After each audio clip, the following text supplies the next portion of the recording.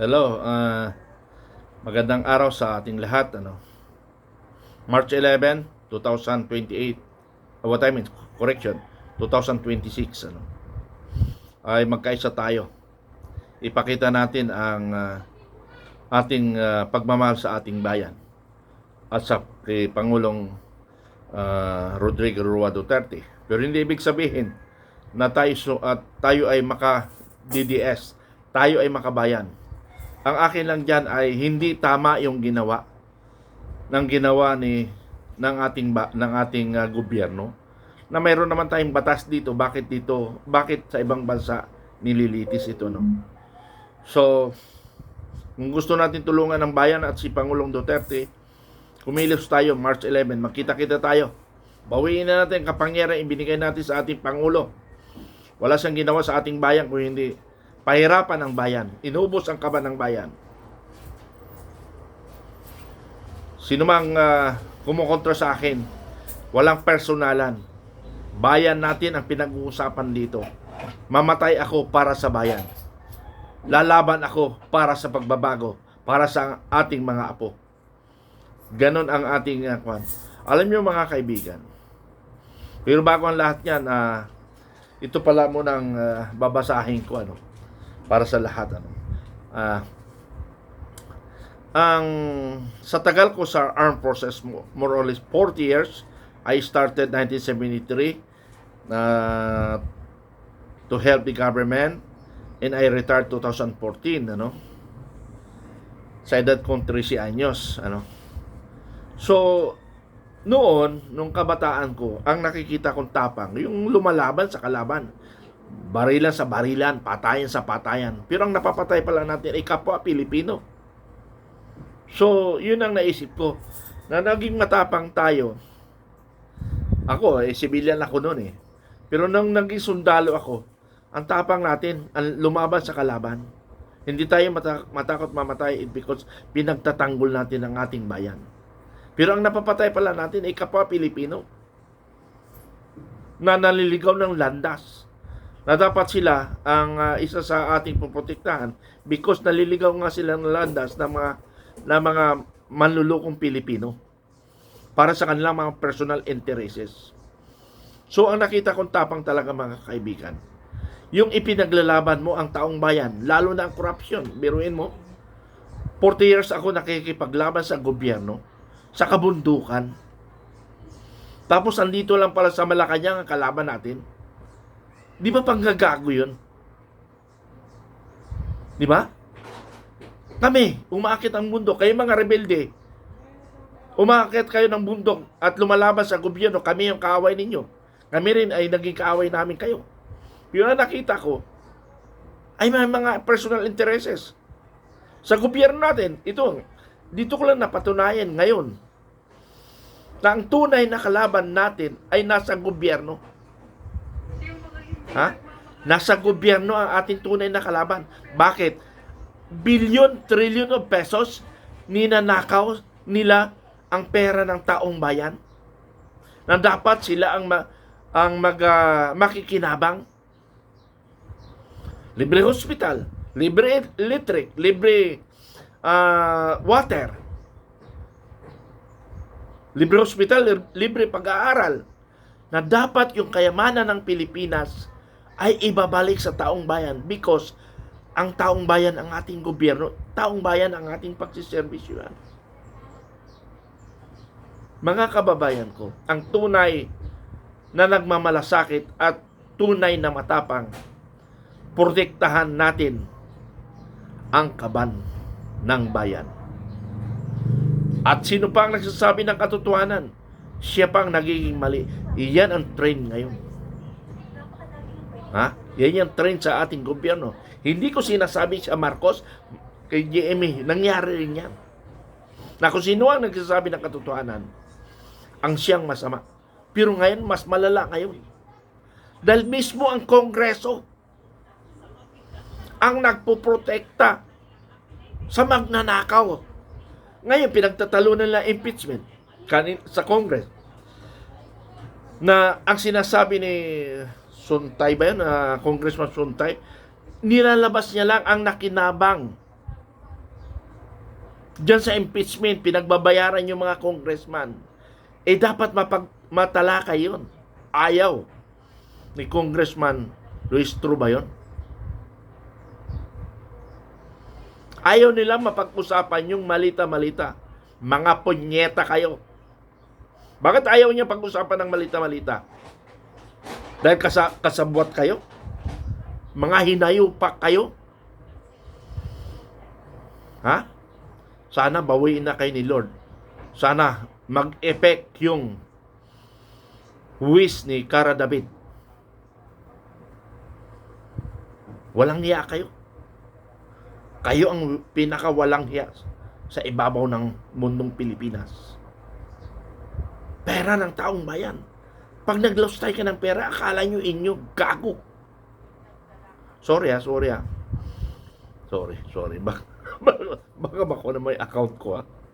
May report. Anyway, gusto kong basahin sa harap ninyo ang panawagan ng United People's Initiative headed by Major General Romeo Pukis. Basahin ko lang ang kanyang gustong iparating sa mga nagmamahal sa ating bayan. Basahin ko lang.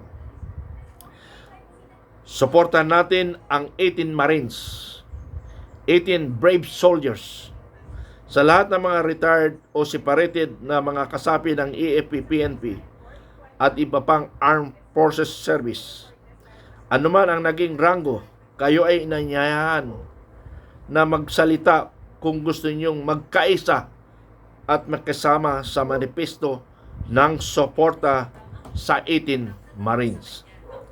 Pakitext o i-message complete name at rango sa aking messenger. Sa messenger ni General Pukis, ang tinutukan niya, Major General Romeo Pukis, o kay Mark Delson, cellphone number 0963 7765 560. Ulitin ko, ha. 0963 776 650. Yan yung messenger number ni Mark Delson. Okay? Or sa messenger ko, ipadala nyo. Para magtulungan tayo. Huwag lang mga active, mga delikado. Ma-court martial na ba kayo katulad ni Colonel Munggaw? Example, General Pedro A. Cruces, Philippine Army. Okay? Second Lieutenant Juan de la Cruz, Philippine Air Force. Sergeant Tomas Cuerco, Philippine Navy, Marines. And Colonel Segundo Smitran Jr., Philippine Army. Halimbawa lang yun, pahayag ng pagkilala at matatag na suporta mula sa retiradong militar, pulis, at iba pang uniform personnel. Wala pala nakalagay doon, puro militar ito eh. O halimbawa, Police Colonel Jonathan Galang, Philippine National Police.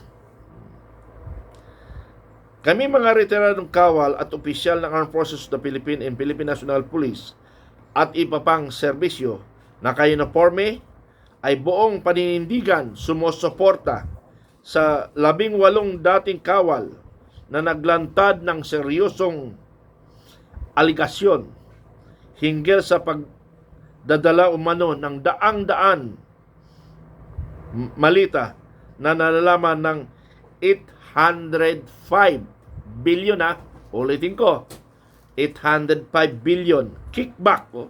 Grabe. Oy, Congressman, isa ka na kayo dito. Tapos mag-impeach lang kayo ng 185 million.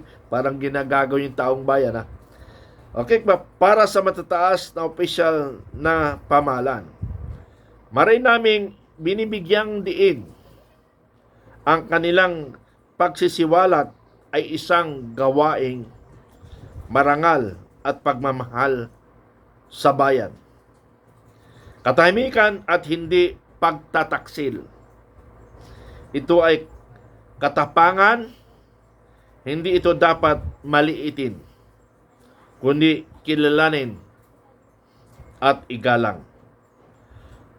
Ang isang sundalo ay hindi lamang tagapagtanggol laban sa panlabas na kaaway, siya rin ay tagapagtanggol, ay tagapangalaga ng dangal ng Republika ng Pilipinas. Kung may katiwalian ang pagsasalita laban dito ay pagtatanggol sa bayan. Hindi kami naghahatol, nanawagan kami ng sumusunod. Isang malayang transparent na investigasyon sa kanilang aligasyon. Buong proteksyon sa kanila mga nagtitistigo. Panggalang sa kanilang karapatan at dignidad. Ang tunay na karapatan ay isang konstitusyon at isang sambayanang Pilipino.